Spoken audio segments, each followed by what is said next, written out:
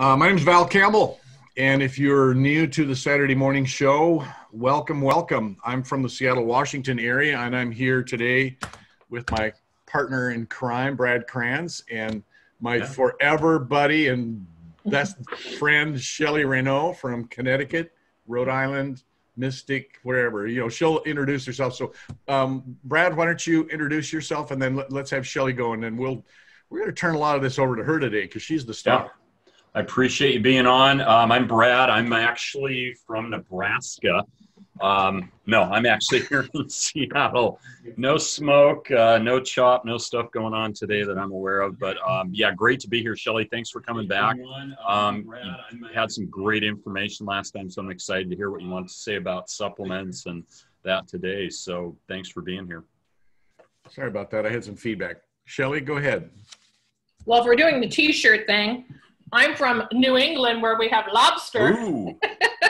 Do we get a free one sent to us after we're done here? Well, you're really good. Yeah. You know all the answers to the questions. Yeah, awesome. We can arrange that. Now, I'm from, I live in Rhode Island, but I work in Connecticut, so I'm right on the border of the two. Okay. And I have Health and Harmony, a wellness / organic day spa center. So I've been doing that about 20 years now. Great. And I just love information and knowledge. Yeah. Hey, have you noticed, has your business picked up with COVID and all that? Have you noticed any upswing with it? This was the first week we were actually able to reopen after 7 months. Okay. Wow. Okay. So, yes. So we'll see how long that lasts. Our governor is on again, off again. So round 2's coming up, according to Anthony Fauci. So October, right? Isn't that what they say? It's the Groundhog Day. Yeah. Yeah. I don't know. You know, Washington is probably the most draconian state. I mean, we've still got so many restrictions up here. It's crazy. And in fact, you know, it's kind of interesting compared to the rest of the country in terms of the Seahawks and football and stuff like that, which I'm not really watching right now, but I follow it. You know, we still can't have any fans in the stadiums, but other places they've got, you know, quite a lot of people. So our governor is a dictator, and I don't know how they elect these people. I actually know the guy from previous experience, so we don't want to get on that subject. Shelly.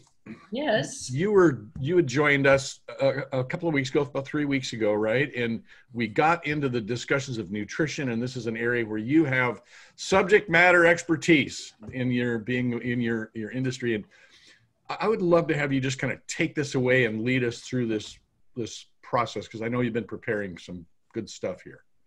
Okay. Well, I think one of the things that's important to go over is supplementation. And, you know, how to find the right supplement, how to know what supplements you need. Mm-hmm. So I want to touch on that a little bit, because I think that's really important, because with our lack of nutrition in most of our food today, and if you're not eating organic food, you're really getting nothing out of your food.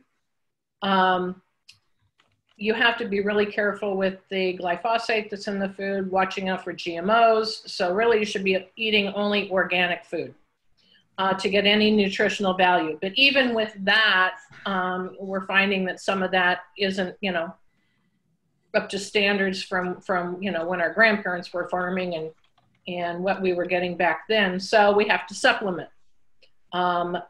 The only way to know for sure what you need for supplementation is to get blood work done. And I myself do this 3 times a year. I check my blood to see what supplements I need, what nutrients I'm lacking. So we're talking about looking at vitamin D, magnesium, calcium, your vitamin C levels, your you know, it'll go over everything. Your Bs. Bs are very important. Bs are very hard to monitor without doing the blood work. Yeah. And yet most people are deficient in vitamin Bs, which can create large problems, very large problems. So B is another one that's really crucial, and it's not just the vitamin B12, but it's all the Bs. And you need to have the blood work done for all of that. There's certain supplements that I found that everyone needs. And a lot of this came up when I used to do nutritional blood microscopy with looking at a drop of your blood under the blue light microscope. And that would show all the blood cells and what they were doing. If you had too many red blood cells, if you had too many white blood cells, if you have someone in the area that can do that, that's also very telling as to other things, underlying issues that you may have going on in your body. So if you find someone that does that and really knows what they're doing, that's key. But you can also learn a lot just from that one drop of blood, and then you can go back and monitor with that a few times a year. So the supplements, it's important to know that the FDA, which may be a good thing, they don't monitor supplements.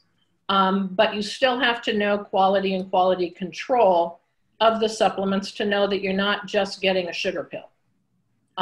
There's a lot, like everything else, there's a lot of companies out there that are selling you placebos. So you really need to know the companies that are good. There's ones that I predominantly deal with because I know I've researched them. And what you want to do is research the company first, and you want to see if they have outside testing. That's really important. They should not be doing their own testing on their product. They should have outside testing. It should go through at least 3 different independent labs, which may seem like a lot, but not really, because I mean, you're almost using the supplements like food. So it should be heavily tested and regulated. So I've got some notes here because I want to be really particular with this. There's independent testing groups that do the supplements. There's the NSF, the Consumer Lab, and the USP. The Consumer Lab checks for identity, strength, and purity. Okay, those are really important things. So I really kind of fall to them more than the other two because I think that they really know what they're doing and they know what to look for. So you can look and see if they endorse it, whatever it is that you're looking for. There's also some other ones that like the Mayo Clinic endorses, and I still think that, you know, Mayo Clinic with their research and out of Stanford, they promote the pure line of supplements. A lot of the naturopathic doctors use the pure brand. So I think that's a good one to go to. Thorne is another good one that goes to. They do 4 rounds of testing. They do stability testing on top of that. They do potency, and they have not had any failed inspections throughout the years that they've been manufacturing. That's key too. So you can find all this out by, you know, just going in and looking at the brands of supplements that you have. There's a lot out there, so it's going to take a little bit of work, but you know, those are kind of the ones. And the Now brand, I use them too, you know, for different things. So you'll find the things that work better depending on the company that supplies them. What I have found in doing the blood microscopy work in the past was everyone seems to be deficient in vitamin D and magnesium, and those are 2 things that for sure everyone should be supplementing with. Vitamin D, you know, I think I tend to take more than most people. I take 6,000 to 8,000, and now with the COVID, I think that's a good thing. Vitamin C, now because of COVID, I mean, we should have that anyway, but now I've you know, upped my dosage of the vitamin C. Zinc, a lot of people are deficient in zinc. Again, these are all things you should be tested for, so you really can fine tune the amounts that you should be taking. And once you do that, then you'll almost know when you're not getting enough. You'll feel it once you've been doing this long enough. So the other good thing now with the COVID, which is the NAC, the NAC, and that actually helps protect your lungs. So that's really good, and that helps produce the glutathione in your body, which is also good and helps with detoxification. A really good thing that I recommend doing before you go and put all these supplements in your body, because it adds up in money-wise, but again, it's almost like a food supplement as well, so you can kind of put it in that category of feeding yourself. It's really good to do a colon cleanse and clean out your intestines and your colon so that all of these are going into and have a new foundation to work from. There's a lot of those out there. The one that I have used for 15 years now, I think, is Blessed Herbs, is the name of the company. And you mix it with an organic apple juice. It's ginger flavored. It has bentonite clay that scrapes the side walls of the intestines. So, I mean, it really cleans everything out. And you do that for 5 days, and let me tell you, you'll drop probably 10 pounds right off the bat, right out of the gate. But you're getting rid of all of that is going to prohibit the supplements that you're going to start taking from being absorbed, because the gut is key to everything. It's key to our health overall. If you don't have that working and functioning properly, then you're going to have problems. I actually got into the skin business and started doing facial treatments, because after I went through and got my certification as a nutritional counselor, I learned so much about how what is in the gut affects your skin. So all of these things that I was seeing manifesting on the skin when I was working on people's face, I could then coach them and say, well, you know, if you stop putting this in your diet, if you start supplementing with this, then your eczema, your rosacea, your acne, it's all going to clear up and go away, because it's all coming from the gut. So I think it's really important, gut health, you start there, and then you start adding in all of the other things. Dairy you want to be careful with, and you want to be careful with gluten, for sure. There's so many allergies to dairy and to gluten that really you've got to minimize on those. Shelley, can I ask a question, or maybe ask you to dive into something a little bit? Because one of the subjects that I wanted to bring up today that I'd really love to hear you talk about is fiber, because it's such an important part of our diet and of our biotic development, and it is what allows us to create a lot of nutrients as a side effect, and yet most people don't. We're really deficient in proper fiber. I mean, in our society, it's a plague, really. Yes. What's important about fiber? Yes, we need it, but we need the right kind of fiber. People think if you're eating bagels and cereal and all of that stuff, then you're getting all your good fiber. That's actually the wrong fiber. First of all, cereal grains, for the most part, and even some that they have found that are, you know, labeled organic, are contaminated with glyphosate and other toxins. Because you have to realize that, you know, that's what they're spraying on the wheat crops, the corn crops, everything else. So again, go to organic, but you want to concentrate on really whole organic food sources. Organic psyllium husk, if you can add that into a protein shake, that's great fiber, and it's the good kind of fiber. You know, your mushrooms are great, and mushrooms for fiber people don't think about, but they're really an excellent source of fiber. And mushrooms tend to be medicinal, and that's another good resource for a supplement. And especially if you have cancer and you're fighting cancer, there's a blend of mushrooms, and it's actually out of the state of Washington, Val. I'm sure you probably heard of Paul Statmus. He has the Host Defense mushrooms. I don't know if you can see that. Host Defense. These are my community, and the blend of mushrooms that are in this are done so that it actually helps to treat and fight cancer cells in the body. So when I am working with cancer clients, I actually get them on this along with their other supplements. And you can actually research this, and you will find a whole thing on how they help to fight cancer in the body. This man is brilliant, and you really should look up the owner of this company and look and see what he has done, and what he actually has a way of planting mushrooms to turn the soil from GMO contaminated back to totally organic in a short period of time. And he's got that on his website. Yeah. And what's his name again, Shelley? Paul Statmus.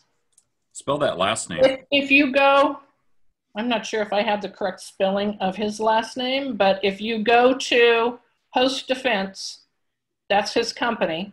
Okay, Host Defense. He will be on there, and you'll have links to all of his publications. Okay. Great. Yeah, it's not on here, but yeah, he's brilliant, absolutely brilliant. So I had found that when I started working with a lot of, I was trying to find supplementation for all my clients that had cancer. And so that's a good resource. But maitake, shiitake, oyster, chanterelle, those are all great sources of fiber with your mushrooms. Cauliflower, sweet potato, sprouts are really good. You know, you wouldn't think from a little tiny sprout you'd get out of that. And you can grow sprouts so easy and so cheaply, and just throw them on your salads, throw them on your sandwiches, throw them on everything. Berries are good.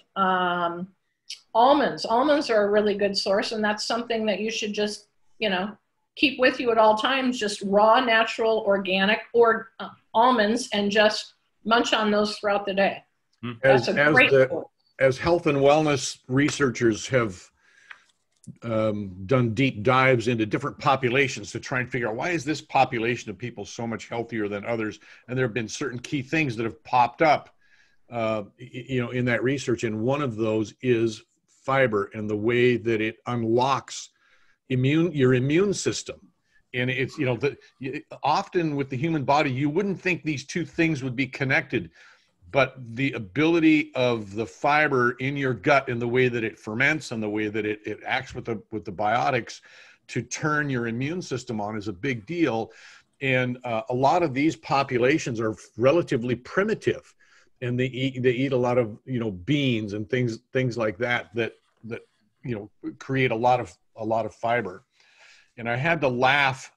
Some years ago, there was a report that came out, and I refer to it once in a while because it was so ironic. They were saying that smelling flatulence somehow had a health benefit, and I just, you know, had to laugh, and I said, "You idiots! Did you happen to think that it might be what the people were eating that created that actually, you know, did this?" And you know what I'm saying? It's hilarious. But yeah, broccoli, beans, things like that produce that reaction in your body, but that's actually healthful. Right. So. Well, and the other thing to remember again is fiber is helping to push things out through the intestines and the colon. And you have to think of your gut as the septic system of your body. It does the same thing in processing. So if that isn't functioning properly, I mean, people don't realize, you know, I don't want to get real graphic, but if you're not having 2 to 3 bowel movements a day, you're not normal. That's not normal. You have to have 2 to 3 a day. And people go, oh, I don't have, you know, but 2 or 3 a week. Okay, then you've got a problem, and you need to clean out your septic system. Yeah. That's not good. That's not right. And this is why it's so key, you know, to periodically do a colon cleanse and get all of that out of there. Going back to the fiber, one of my favorite is jicama. And people don't usually even know what jicama is. I do. But if you go into Whole Foods, they actually have it pre-cut, which is really good because it's a pain to cut up and do. Yeah. And they have it in little sticks. And not only is it filled with fiber, but it's filled with water. So you're getting the hydration also at the same time. So jicama is one of my all-time favorite go-to for fiber. I keep it in the refrigerator all the time, and I just snack on it. And if anybody is wondering, jicama is not spelled with an H, it's spelled with a J. A J. Look that up. Jicama. But we were talking about probiotics. Probiotics are the other thing that are really, really important. Years ago, I came upon this one, and it has to be refrigerated. And I think that's important because that helps to keep them live. You need to keep the bacterium in here viable and live for it to interact properly with everything in your gut. So Claire Labs is the one that I came upon, and there's different types. There's factor 3, there's factor 4. They have different things in them, which you can go on and look. You can get these online now, which before you had to get them through a doctor. I think it's great that you can get them online. But this is Claire Labs. This is a really good probiotic. And the reason I know that is because if I start to have a stomach issue, if I've eaten something wrong, if I've gotten too much gluten somehow, because gluten's hidden in everything. If you're not really reading everything, you're getting more gluten than you know. So if I've had too much of something and something's upsetting my stomach, and I take 2 of those, now I take 2 a day, but if I have a stomach issue, I go back, I pop another 1 or 2 of those. Within an hour, my stomach is fine. So you know it's working. You know it's good quality, and you know it's effective. So that's a good one that I would recommend. Fermented foods are good. I can't quite get there myself with the fermented foods. I love kimchi. Kimchi's great. It really I have not acquired the taste, but yeah, you've got kimchi, you've got the kombucha. Chutneys are good. I use chutneys in things. That's one thing I can get around. And the kefir yogurt, that's another one that I've been able to do. But that is really good too, to get as much of the fermented foods in. A sauerkraut, I've started eating that because that I can tolerate. Yeah. It's an acquired taste, I think, for a lot of us. But again, specific to sauerkraut, if you've never tried actual, real, non-processed sauerkraut, it is such an amazing, delicious treat. And I know that sounds to people who don't appreciate sauerkraut, but if the only thing you've experienced is the stuff you buy out of the store in a jar, it is not the same. And I would encourage people to have a little fun sometime, do a little bit of research, go get some cabbage that's actually made for sauerkraut. And you can go to the farmers markets and things and get those, and get the big 5-gallon bucket, a clean one, obviously, and study this and make some sauerkraut. It's not difficult to make, and it's pretty disgusting looking, but that's the biology of it. And it is a vastly different experience that I've had with that than the stuff in the store. It is delicious.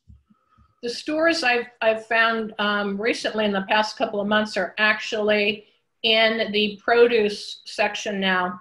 You can buy the organic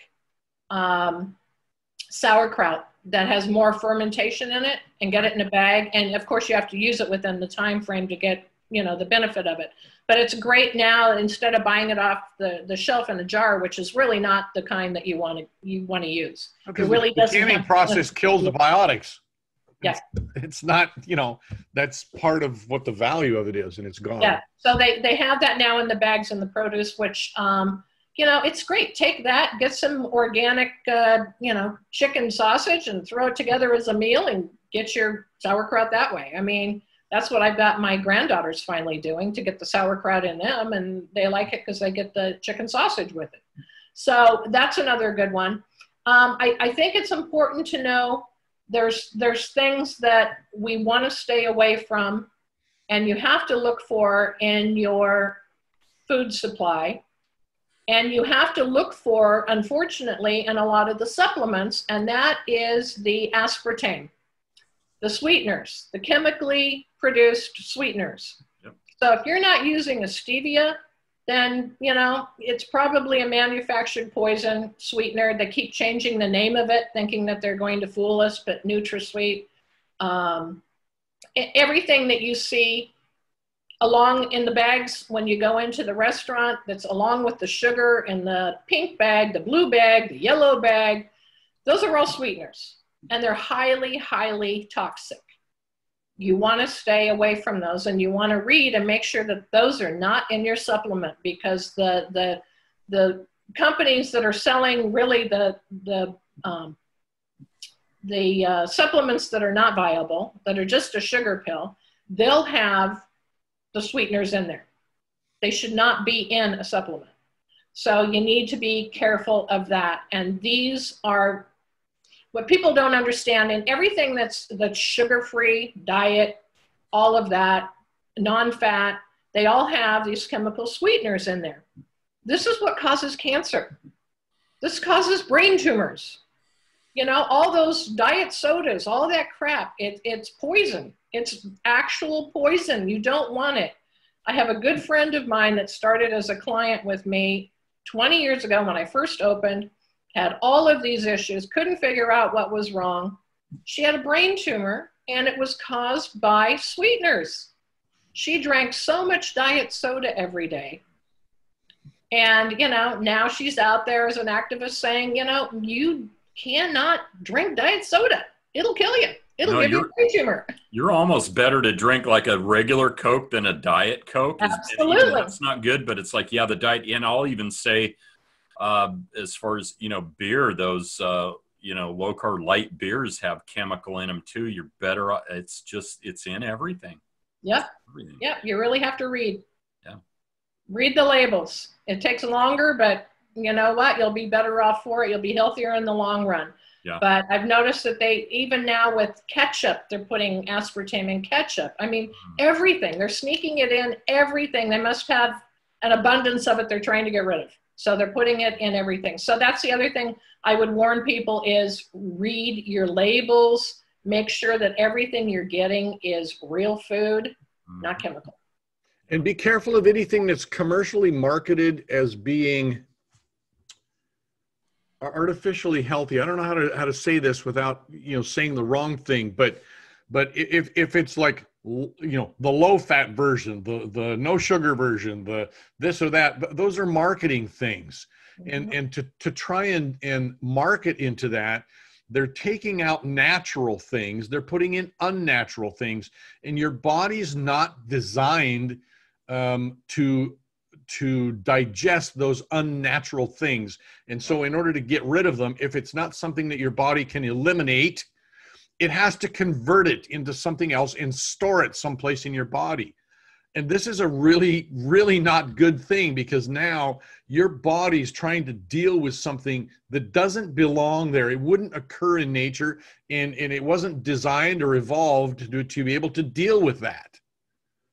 So it really is a critical subject. And as long as we're talking about sweeteners, I'm going to throw in this issue that they seem to be compelled to make something taste in a certain way that appeals to our genetic nature, that they have to put 5 different kinds of sugar in there. Yeah. And it's not just that they put in sugar, but they've got sugar, and then they've got pure cane sugar, and then they've got maltodextrin, and then they've got this, and they've got that, they've got something else. Corn syrup. You know, high fructose corn syrup. So you look at this, and this is one of my big complaints about fruit juice. And parents think they're giving their kid, well, I'm giving my kid fruit juice. When you look at that, it's a fruit cocktail, and it's 90% water and sugar. Yeah, there's no fiber in it. With a little bit of artificial coloring, and you know, just maybe just a squirt of some kind of fruit juice in there to say that it's got fruit juice in it. Yeah, I was gonna.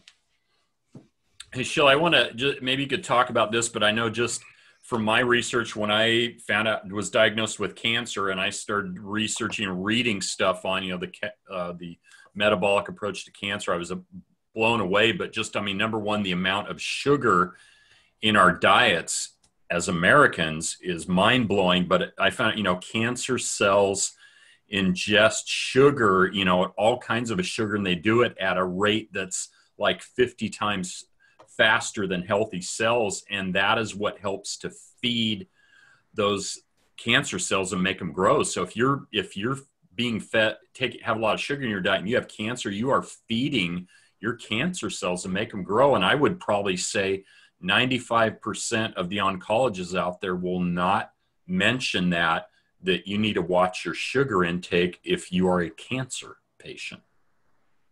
They don't mention dietary anything. No. They don't want you on supplementation. Yeah. They don't want you changing your diet. It's almost like, you know, I hate to say it, but I can't imagine a doctor being that ignorant, you know, especially dealing with cancer, to have not done the studies to find out sugar is the #1 worst thing anyone with cancer, anyone trying to avoid getting cancer can be doing. And sugar is in everything. Again, if you just read the label, you'd be amazed at what they put sugar in. And high fructose corn syrup is one of the worst, and they stick it in everything. Yeah. Everything. Can I throw my 2 cents in here? Having had this conversation, this very exact conversation with a nutritionist a number of years ago, and I've told this story before, I think it bears repeating. I went into a nutritionalist. I was having some serious health problems, life-threatening health problems. And I had a stack of health and wellness magazines that I'd tabbed and underlined and sticky notes. And I went in there and sat down with this internist. And I started going through these things. And after just a couple of minutes, he kind of waved his hands. He says, whoa. He says, first off, I got to tell you something. What you're going to see in those magazines of the health and wellness industry, they're 20 years ahead of standardized medicine in understanding how to keep people healthy. I thought it was extremely candid of him to say that. He said, they're 20 years ahead of standardized medicine. He said, the second thing you need to understand is no doctor legally can discuss those things with you because we're under licensure from the state that limits what we can even talk to our patients about. So we are legally prevented from even getting into and studying those subjects because of the laws. The next thing is the medical insurance companies prevent us from getting into those subjects and dealing with those sides of things because they are trying to standardize the population for a profit motive. And this was an extremely candid conversation by an internist that lectures at a local medical school. And he said, so if you're going to go and talk to doctors about that, legally they can't talk to you about it. And from their business side, if they do get into those discussions or prescribe anything that is not in the drug or surgery protocol that's required by the medical insurance companies, the medical insurance companies fine the doctors. Or they literally fine them. He says, he told me, he says, I currently have a class action lawsuit against one of the biggest medical insurance companies in the country because I prescribed a procedure for one of my patients that was not in their standardized thing, and they fined me $5,000 for that. So we need to understand what the doctor industry is. It is a disease management industry. It is oriented around diagnosis of disease. It is oriented to treating that disease with surgery or with drugs, but they are not in the business, literally, of optimizing your health. You have to find somebody who is willing to sacrifice these other parts of their project, and it's going to require that they don't accept medical insurance because they can't. The two are incompatible. So thank you for giving me the floor. Or they got to go see Shelley here. You got to take it into your own hands, but you got to find somebody that understands that, you know. Right, and I just want to touch on that real quickly too. What people don't understand, when they go to a nutritionist, a licensed nutritionist, they have been taught by the medical industry, you have to find a holistic nutritionist. Otherwise, you're going to be fed the same thing from a nutritionist that you would get from a doctor. Yeah. You have to find a holistic nutritionist. And when I went I had to go to an institute that was holistically based to get my certification in health because I knew the other was not, that's not where I was going. No. You know, I actually wanted to make a difference and help people. So, you know, fortunately there was one in New York and I could go there, which was the closest state to me.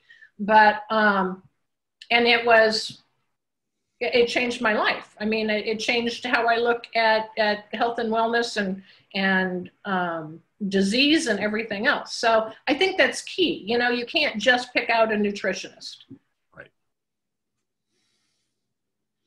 So, but we were talking about the sugar aspect, and yeah. Sugar is by far the worst, the worst. And if you've had cancer, or you want to avoid cancer, then you have to avoid the sugar. And you have to be careful with alcohol. Alcohol is pure sugar. You know, I love my wine, but it's sugar. It breaks down in the body as sugar.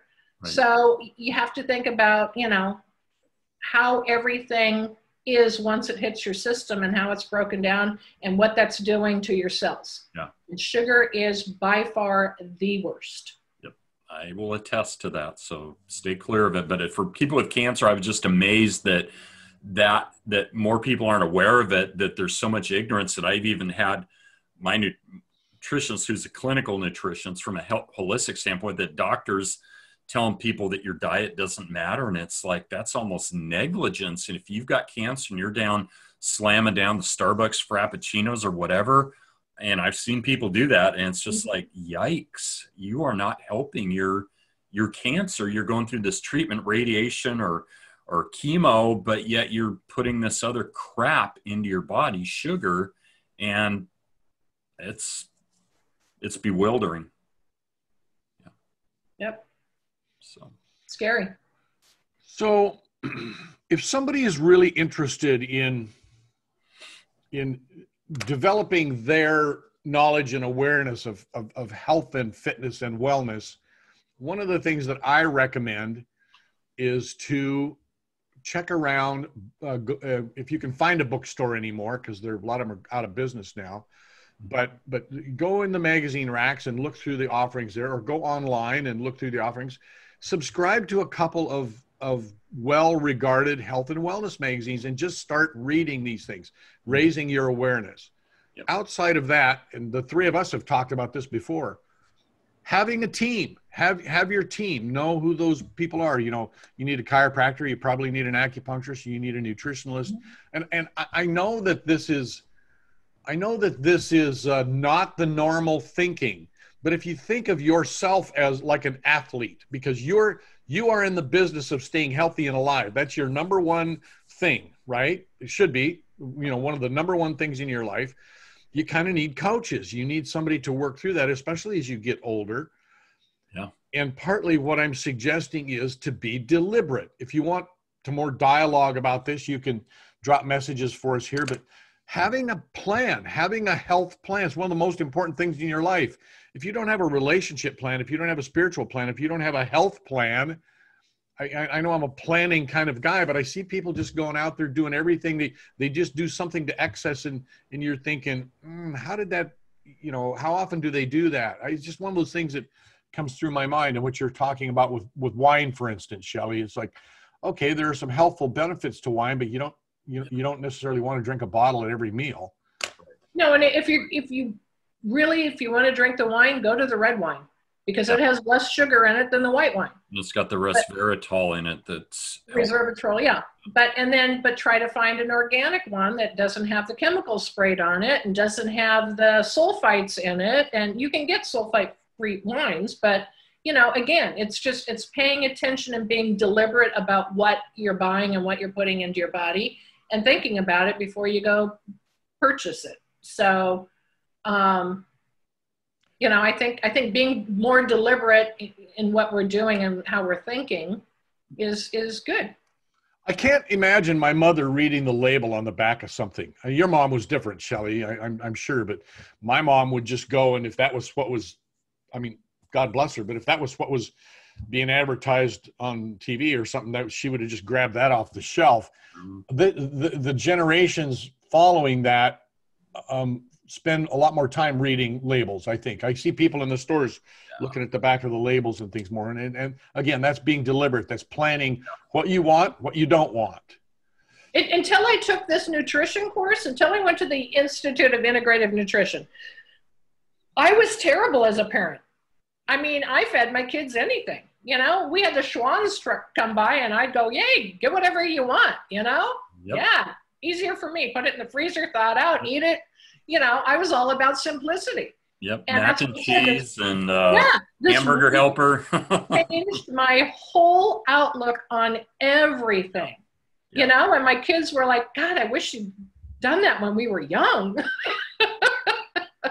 Well, I was over at a friend's house one night who happens to be both, she and her husband are doctors, and she was setting food out for the kids, and it was Dino Bites, the chicken Dino Bites, and Kraft mac and cheese. Sorry, I probably should have named a name brand there, but Kraft mac and cheese.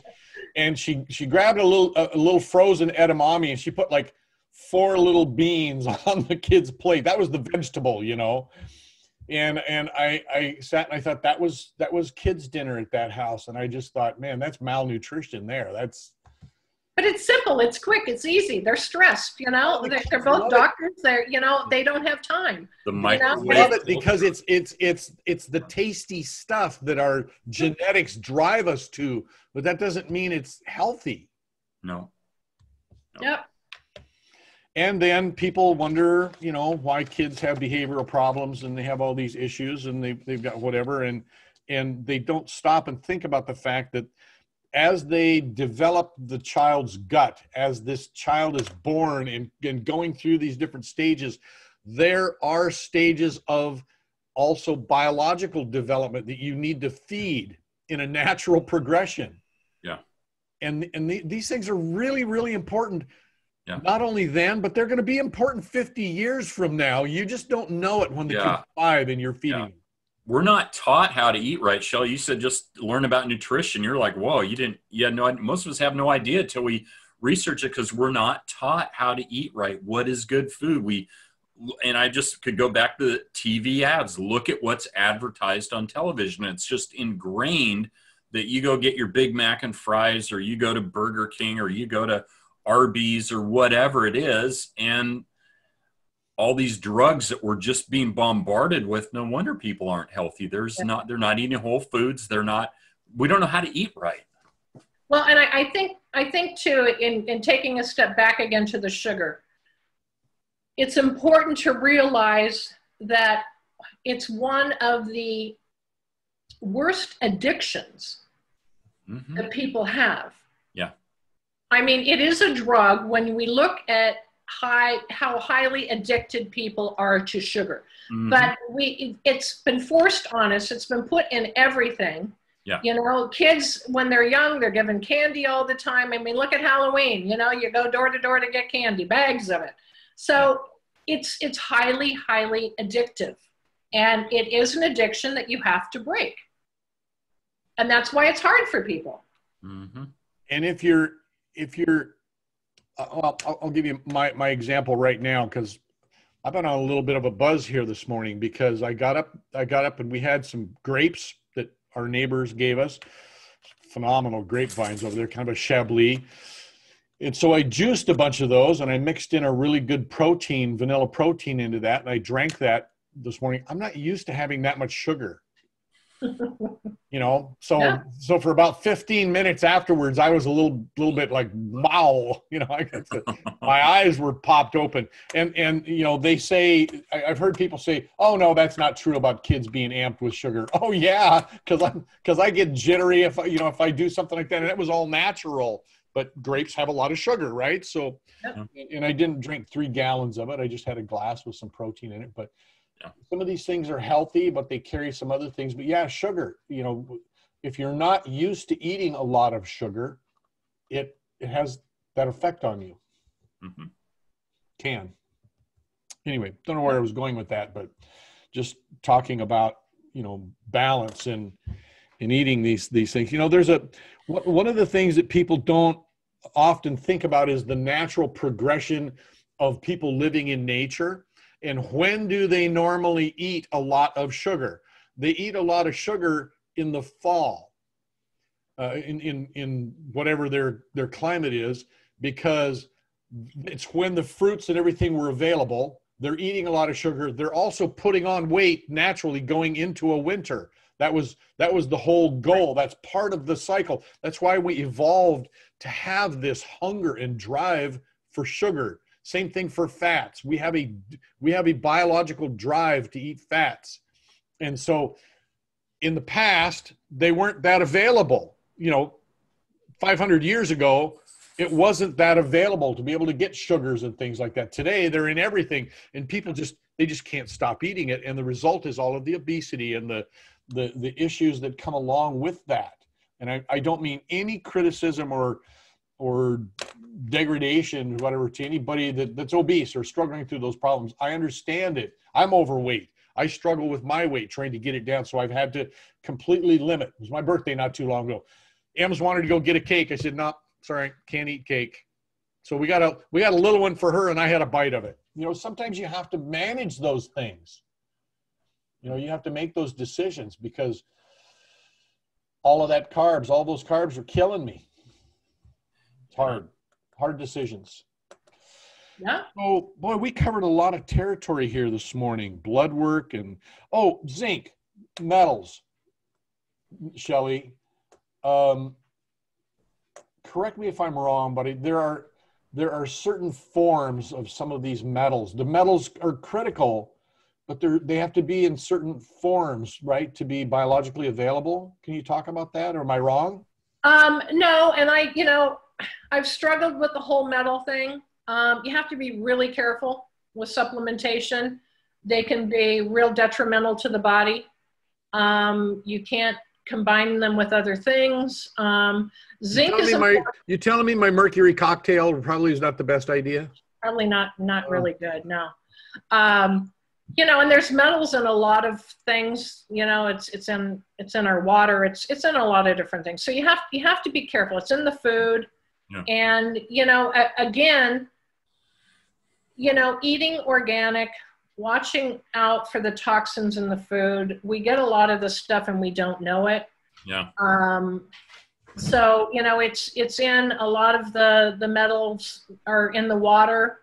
We have to be careful with the water that we drink. I mean, everything should be, I have a whole house water filtration system that takes out almost everything. I mean, it's a huge system. It's expensive, but everything that I drink, I know that it's pure water. When I'm bathing, I know that it's pure. What people don't understand is there's a lot of metal toxicity in skin cream and makeup. And I mean, and then they wonder, well, how did I get all of this in my body? Well, you're taking it in and you're not even realizing it.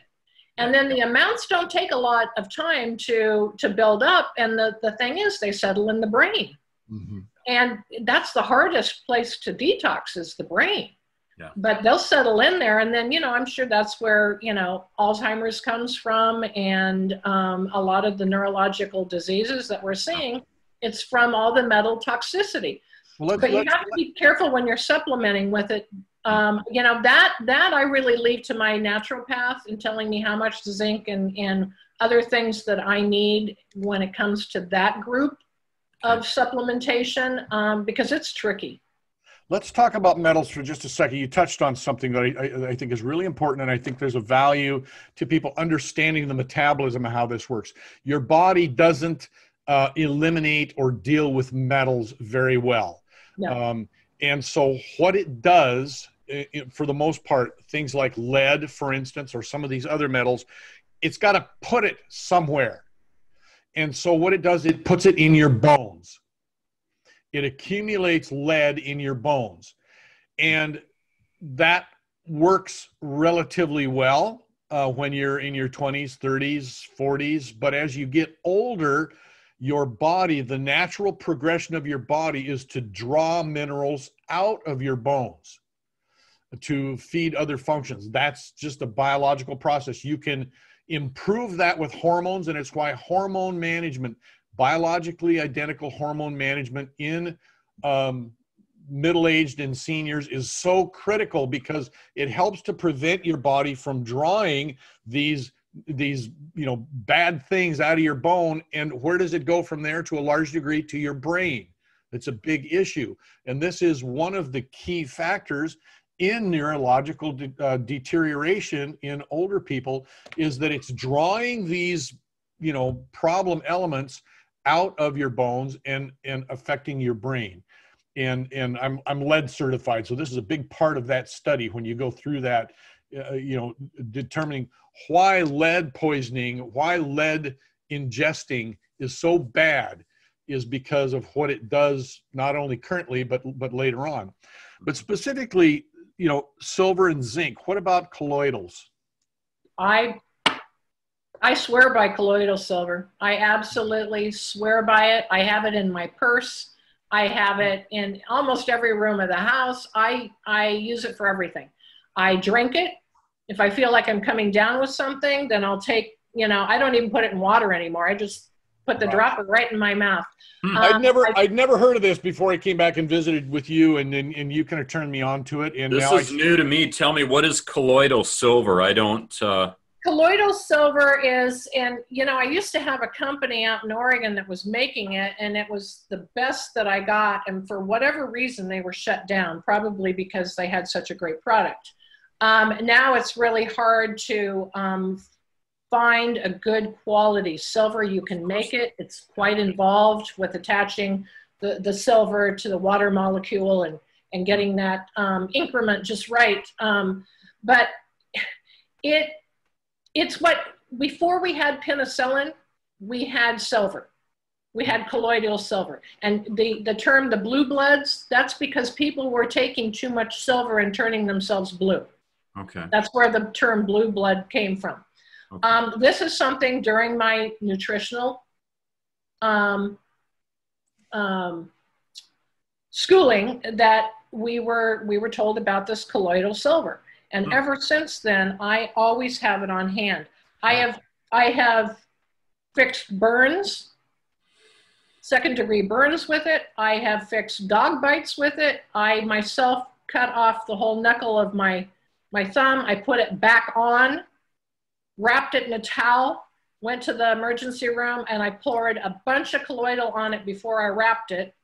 I couldn't get in for 3 hours. I sat there. They said, it's not viable. And I said, yes, it is. I put silver on it. It's fine. Stitch it back on. You can't even see where that knuckle went back on. Wow. I mean, it's amazing what it does. But you have to have a good quality silver.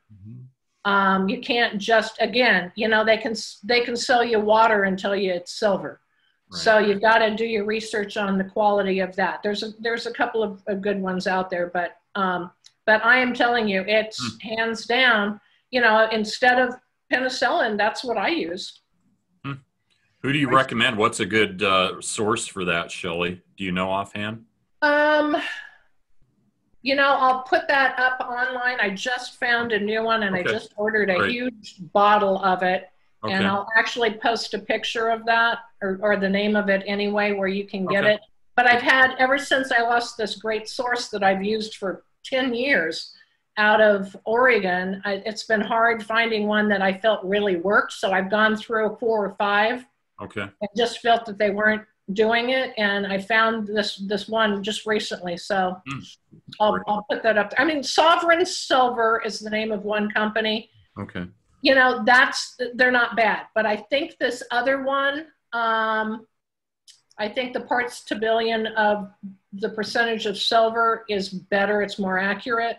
Okay. On this new company that I found. But yeah, I don't leave home without it. I have it with me because you never know what you might need to use it for.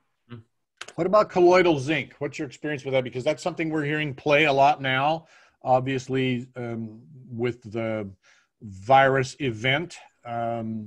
Zinc and vitamin D have proven to be two pretty, let's say they're thought to be two pretty important factors in dealing with that immune system support. The colloidal zinc, I just started really getting into researching, so I'm not ready to say anything yet. I'm kind of on the fence of how they're blending the two together to make one product. I don't know if it isn't just better, like I take my silver and I take my zinc. To put the two together, I'm just now looking into that to see really you know, is that a good product when you blend the two that way? When you talk about blending the two, they're trying to come out with a product that's zinc colloidal based. So you're getting the two things together, and I don't know how viable that is. But zinc in itself is good, and like I said, most of us are, you know, we need more zinc, and that's only been brought up in the last couple of years. But again, you know, I defer to my naturopath to tell me how much zinc I should have. Colloidal, you know, I'm sure there's times that I've taken more colloidal than I should have or I needed, but you know what? I'm not blue, so I guess it wasn't too much. Well, and I feel fine. So for people who might not understand the term, a colloidal solution is just where you take one substance and you reduce it to a nanoparticle, you know, something minute, and suspend it. It becomes suspended through the process evenly through something else. In this case, it's usually water, distilled water for these things. And there's some circumstances, I think, where they might have oil suspension. I don't know, but not with these, as far as I know. Not for the viability. It has to be water. And this is just a dropper that I use. See, this is on my desk, and you can see it's clear. Yeah, and there's no taste. There's no taste. But it's the silver nanoparticles that are suspended within this water. Wow. But it's an amazing product.